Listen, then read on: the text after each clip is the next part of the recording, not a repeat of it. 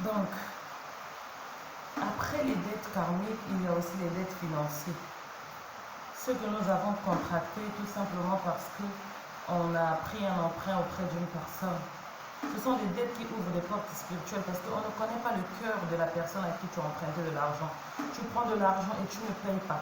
Cette personne, elle est magicienne, elle est sorcière. Elle fait des choses contre toi. Te voilà dans des situations de famille, dans des situations dans ta maison de maladie où tu ne comprends pas d'où ça vient à cause d'une dette. Ça, c'est dans le cas où la personne est allée interroger les sciences occultes, faire des choses sur toi, contre toi. Mais il y a aussi le côté là où la personne n'a rien touché. Mais l'âme d'une personne a un pouvoir. La personne a une mauvaise âme, une âme noire. Ses pensées négatives envers toi, le fait qu'il va cacher son cœur dans ton nom, dans son cœur, va commencer à t'attirer le malheur, va commencer à t'attirer la malchance. Voilà, depuis que tu as contracté cette dette, tu es dans des problèmes. Depuis que tu as contracté cette dette, il ne t'arrive que des choses négatives. Ça, ce sont les dettes financières. C'est pour ça qu'il faut éviter les dettes. Parce que certaines personnes occultes vont s'arranger à te prêter de l'argent et ils vont alourdir ton esprit pour ne pas que tu puisses rembourser. Pourquoi? Parce qu'ils vont utiliser cette dette-là pour pouvoir s'introduire dans ta vie.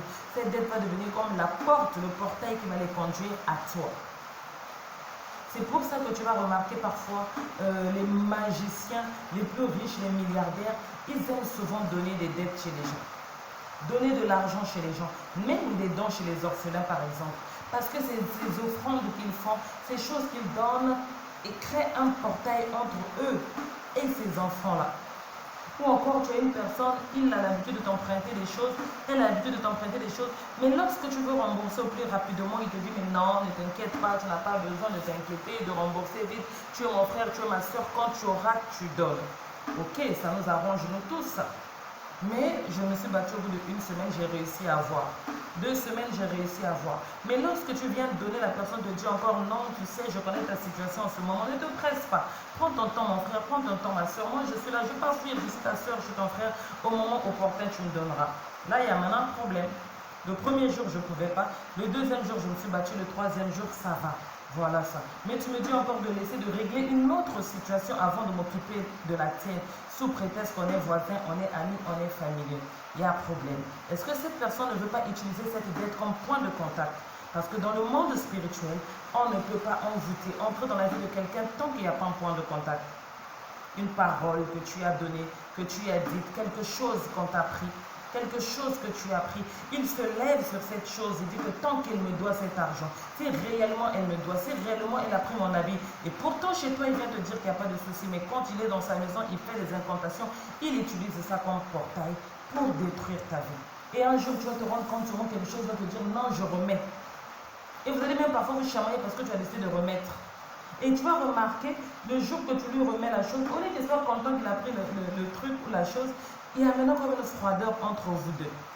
Cela signifie que la personne avait un autre bénéfice au-delà de ce que tu es en train de lui remettre. Ce qui signifie que la personne ne t'avait pas emprunté cette chose parce que tu en avais besoin, mais il voulait créer un contact dans ta vie. Donc celui qui prend souvent les dettes ouvre une porte spirituelle à sa vie. Et si la dette est contractée auprès d'un occultiste, un sorcier, une mauvaise personne, tu es à la merci de cette personne. Il y a maintenant les dettes qui peuvent être, comment je vais dire, verbaux, les promesses, les paroles, les vœux.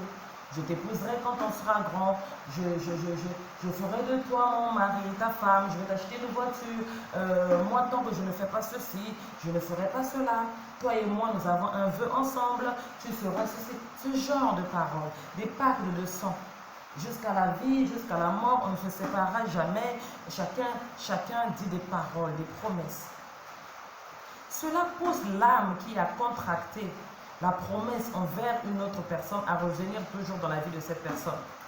La promesse est une double dette, est une seconde dette. Un mot dit, une parole dite à quelqu'un. Toi, tu as oublié, tu es parti. Cette personne n'a pas oublié. Et chaque fois qu'il se rappelle, chaque fois qu'il pleure, chaque fois qu'elle pleure, ta vie là-bas est bloquée. Peut-être que tu t'es remarié, tu as des enfants, mais tu lui avais promis l'épouser elle. Et voilà des années, elle regarde ta photo, elle pleure. Elle regarde ta photo, elle pleure. Et voilà dans ton mariage des problèmes, des problèmes, des problèmes. Peut-être que tu y avais décidé que ce serait lui l'homme de ta vie. Et toi, tu es parti, tu t'es marié, tu as fait des enfants. Mais lui, là où il est, il continue à dire que ça c'est ma femme, ça c'est ma femme, ça c'est ma femme. Et tant qu'il répète cela, voilà ton mari te déteste. Ton mari est chaque fois méchant, agressif envers toi sans problème. Il t'aime, mais lui-même ne comprend pas qu'est-ce qui se passe. Parce qu'il y a une réclamation en arrière vers toi. Un homme est en train de te réclamer et il y a une bataille spirituelle entre ton mari actuel et l'homme du passé. Entre ta femme actuelle et l'homme et la femme du passé. Sans se rendre compte, tu as contracté une dette verbale au travers des promesses que tu y as faites et dites. D'autres, c'est encore pire. Tu es allé au niveau de faire des vœux, plus que des simples promesses, mais des vœux. Vous avez signé un papier, vous avez pris du sang, un pacte, je ne sais pas, un bracelet, quelque chose que je ne t'oublierai jamais, que tu ne m'oublieras jamais. D'autres, c'est accompagné des paroles. Là, c'est encore pire. Toi et moi, jusqu'à la fin du monde, on ne se séparera jamais, personne ne nous laissera. Te voilà, tu ne l'aimes plus. Tu t'es remarié. Lui aussi, parfois, il a oublié. Mais le ciel n'a pas oublié, l'univers n'a pas oublié, les entités, les esprits qui avaient recueilli cette parole n'ont pas oublié. Peut-être que c'était sur une feuille, peut-être que d'autres avaient écrit par terre au bord de la plage, peut-être que c'était sur un cadenas, peut-être que c'était gravé sur un mur. Peu importe là où tu as gravé, là c'est même encore pire parce que la chose existe là-bas. Sur ce mur-là, quand on partira, on verra le gravity de vos deux noms. Sur ce cadenas, lorsqu'on partira, on verra le gravity de vos deux noms. Sur, je ne sais pas, l'endroit où tu avais écrit cette chose-là, c'est scellé là-bas. Et si c'était quelque chose que tu as balancé dans l'océan, les esprits qui ont récupéré, c'est scellé là-bas. Mais tu ne vas pas rentrer dans l'océan, nager dans l'océan pour aller ressortir les cadenas, pour aller récupérer les paroles. Tu ne sauras pas. Parfois même cette personne t'a oublié. Lui aussi, il est en couple, mais ça ne marche pas. Toi aussi, tu es parti, tu es en couple et ça ne marche pas. La réclamation va faire. Là, ce n'est plus les esprits qui sont en train de vous réclamer, mais vos propres vœux, vos propres paroles sont en train de ramener l'un vers l'autre. Et celui qui sera plus attiré vers l'autre, qui n'aura pas de paix dans sa vie, c'est celui-là qui a prononcé des paroles. L'autre n'a été que comme celui qui a été lié, ou celle qui a été liée. Elle va faire sa vie, mais ça ne va pas marcher à la perfection, mais il n'aura pas trop de problèmes, il va vivre sa vie normale. Parfois, il n'est pas marié, elle n'est pas mariée, mais elle vit sa vie normale. C'est toi qui avais écrit, c'est toi qui avais dit que je ne te quitterai pas, c'est toi qui avais sorti les paroles, c'est toi qui allais jeter ce cadenas, qui pourra pas avoir une belle vie. Tu es marié là-bas, ton mari te fait du mal, ou bien ton mari te donne tout, mais tu n'es pas heureuse, tu réclames toujours plus. Elle te donne tout, mais tu es toujours insatisfaite, tu ne la trouves pas belle, tu ne la trouves pas jolie, tu as toujours quelque chose à la réclamer, parce que tu avais écrit quelque part, tu avais gravé quelque part, dans un lieu, dans une maison, dans la mer, dans l'océan, quelque part, que ta femme serait telle ou telle. Et jusqu'à ce que tu te rappelles de cela, tu ne pourras pas être en paix. Et comme le ciel sait que tu ne te souviens plus que c'est à cause de ce vœu que cela se passe, il va te ramener vers cette personne. La relation va reprendre ou la relation ne va pas reprendre l'amitié, mais en tout cas vos chemins vont se croiser. Tout simplement afin que vous puissiez régler les vœux. Toi qui avais prononcé ces vœux, toi qui avais fait la bouteille, toi qui avais écrit sur le cadenas, toi qui avais écrit sur le sol, au bord de la mer, toi qui avais écrit sur le mur, c'est toi maintenant qui vas beaucoup souffrir. Et c'est toi qui devras prier pour briser le lien, pour révoquer ces paroles, arrêter ces paroles, anéantir ces paroles pour pouvoir être libre et partir. L'autre personne aussi sera libre aussi en même temps. Mais pendant que toi tu vas faire ce processus de brisement de lien, ce processus de détruire, ce processus de chercher mais qu'est-ce qui ne va pas, pourquoi ma vie je suis malheureux, pourquoi je suis malheureuse, pourquoi aucune relation ne marche. Lui il aura sa relation qui marche, elle aura sa relation qui marche. C'est vrai qu'il y aura certaines petites secousses parce que tant que tu pries, tu dis non, tu cherches la solution à tes problèmes. Quand la solution à ton problème est liée à lui ou à elle, automatiquement lui sera un peu bougé, secoué, mais il ne va pas comprendre qu'est-ce qui se passe. Mais sans plus, sa vie va continuer. Mais toi, tu seras secoué parce que toi, tu es celle qui n'arrive pas à vivre. Celui qui n'arrive pas à vivre, chaque relation se gaspille, chaque relation ne marche pas. Tu vas de l'avant, tu es reculé en arrière parce qu'il y a une réclamation. Il y a des choses que tu avais dites, que tu avais scellées, que tu avais bloquées, que tu dois débloquer afin d'aller de l'avant. L'autre sera débloqué aussi, mais lui c'est juste, ça va être, la relation va devenir encore plus harmonieuse qu'avant, c'est tout. Mais sinon, il va continuer sa vie normale comme il le faisait avant toi. Parce que c'est toi qui avais scellé, c'est toi qui avais condamné, c'est toi qui avais dit. Maintenant, dans le cas où c'est vous deux qui avez fait les deux côtés, l'autre a dit parole contre parole, parole plus parole, alors là, vous deux, vous devrez vous asseoir pour pouvoir révoquer les deux côtés des paroles. Mais quand l'autre n'a rien prononcé que c'est venu de toi, c'est toi qui seras tout le temps ramené, tout le temps ramené, tout le temps ramené vers cette personne-là. Ou alors, cette personne viendra tout le temps dans ta vie, mais chaque fois qu'il viendra dans ta vie, chaque fois qu'elle viendra dans ta vie, elle ne fera rien de bon. Pourquoi elle ne fera rien de bon? Parce qu'elle n'avait pas fait de vœux, elle n'avait pas fait de paroles, elle n'avait rien dit. Mais elle est juste liée à toi. Elle ne comprend pas pourquoi elle est liée à toi. Donc à chaque fois, elle revient dans ta vie, elle revient dans ta vie. Toi aussi, tu ne comprends pas pourquoi il revient toujours dans ma vie. Pourquoi elle revient toujours dans ma vie? Parce que en fait, l'univers, le ciel la remet dans ta vie pour te rappeler que, est-ce que tu te souviens de lui, de elle? Il y a quelque chose que tu lui dois. Il y a quelque chose que tu dois retirer. Lui, il n'avait pas parlé, elle n'avait pas parlé, mais vu que c'est son nom que tu avais attaché, c'est ses paroles, voilà pourquoi il revient. Il peut revenir pour te faire du mal, elle peut revenir pour te faire du mal. Et tu te poses des questions. Mais pourquoi ce texte vient toujours te blesser? Mais tu n'avais pas dit que toi, ce texte-là, c'est à la fin de sa vie. Si tu as un ex encore qui est responsable, là, ça passe. Il a sa femme, il a ses enfants, et tu comprends que la relation ne pourra pas marcher. Il s'assoit et il te dit que non, mais qu'est-ce qui se passe entre nous, de vous régler. Mais si tu as un ex qui, par exemple, un gigolo, un bandit, un voleur, un violeur, un arnaqueur, il revient, il va te faire du mal parce que ses vies, c'est son mauvais comportement, tout ce qu'il a, il va venir mettre ça chez toi. Et toi, je te pose la question, mais pourquoi il revient tout le temps me détruire? Pourquoi il vient tout le temps me briser le cœur? Pourquoi elle revient tout le temps me faire les mêmes choses, me voler, me détruire, alors que je n'ai fait aucun mal? Mais parce qu'il est comme ça, c'est un voleur de nature, c'est un gigolo de nature, c'est un violeur de nature. Ce qu'il est, c'est ce qu'il apporte dans ta vie. La question que tu dois te poser, pourquoi le ciel le ramène dans ta vie, c'est que tu avais dit que c'est l'homme de ta vie, c'est la femme de ta vie. Donc à partir du moment où tu te rends compte que c'est ça, tu brises ça et cette personne part. Donc dans le cas où la personne même est responsable, conscient, tu vas prier, vous allez vous dégager, mais ta vie est quand même en paix. Mais si c'est un tueur, si c'est un magicien, si c'est un sorcier, tout ce que lui là, il est devenu, va maintenant commencer à combattre ta vie.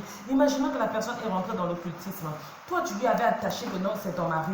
Mais lui, il fait que revenir chez toi. Comme il est magicien, il va se dire que j'ai trouvé une proie. Comme elle est magicienne, elle va se dire qu'elle a trouvé une proie. Voilà, elle fait sa magie sur toi. Elle fait, ou bien même si elle ne fait pas la magie, même s'il ne fait pas. Mais le fait qu'il soit dans une confrérie, dans une congrégation, des trucs bizarres, les égrégores, les entités, les réclamations de sa vie deviennent tes réclamations. Ses combats deviennent tes combats. De voilà que depuis qu'il est arrivé dans ta vie, rien ne marche dans ta vie. Voilà que depuis qu'elle est dans ta vie, tout est compliqué, lourdeur, difficulté, pauvreté. Si c'est l'esprit de célibat, s'il est célibataire, te voilà l'esprit de célibat. S'il est pauvre dans sa famille, voilà l'esprit de pauvreté. Peu importe ce qui réclame sa vie, commence à te réclamer parce que toi, tu t'es lié à elle, parce que tu t'es lié à lui. Alors le ciel te ramène pour que vous brisez. C'est une dette, mais due à des promesses, due à des vœux. Donc il y a les dettes financières, l'argent, l'emprunt qui ouvre les portes au monde spirituel et qui te rend à la merci de cette personne envers qui tu as emprunté jusqu'à ce que tu rembourses pour trouver ta liberté. Les dettes karmiques qui viennent des vies antérieures par rapport de là où tu venais, qu'est-ce que tu avais volé, qu'est-ce que tu avais vendu, qui était mort à cause de toi, qui tu avais tué, qui tu n'avais pas permis d'aimer, quel contrat tu n'avais pas honoré, on vous ramène dans cette vie afin que vous puissiez venir équilibrer les choses pour vous mettre ensemble, pour vous réconcilier ou pour que chacun prenne son chemin. Et enfin, les dettes des promesses, les vœux, les pactes et tout ce qui va avec. Ça mettra toujours des réclamations et chaque fois ces personnes reviendront dans ta vie ou c'est toi qui repartiras dans la vie de cette personne. Mais toute personne qui contracte les dettes est esclave de celui à qui il a fait la dette, qu'il a pris la dette, qu'il a fait ce vœu, qu'il a fait cette promesse-là. Et ces réclamations vont peser sur sa vie comme un fil attaché à son pied. Quel que soit là où il partira, il reviendra vers la personne à qui il a pris de l'argent, à qui elle a fait des vœux et des promesses, à qui il a fait du mal dans une autre vie. Jusqu'à ce que ce dernier brise le lien si c'est dans le domaine sentimental, rembourse la dette si c'est le domaine financier, brise les liens par la prière si c'est dans le domaine des dettes karmiques d'une autre vie. Payez cette dette-là pour être libre au travers de la prière. Quand il s'agit des dettes karmiques, payez cette dette-là pour être libre au travers de la prière. S'il s'agit des vœux pour briser ces vœux-là, payez la dette financièrement s'il s'agit de l'argent, rembourser cette chose, cet habit que tu as pris pour fermer cette porte, cette fenêtre que tu as ouvert dans la vie de cette personne. Parce que quand tu contractes la dette envers quelqu'un, tu deviens esclave de cette personne. Tu ouvres la porte à cette personne, tu engendres la réclamation sur ta vie. Donc celui qui contracte la dette est à la merci de celui auprès de qui il a pris la dette, tant financière, spirituelle ou karmique. Voilà ce que je voulais t'apporter aujourd'hui. Que le Seigneur te bénisse.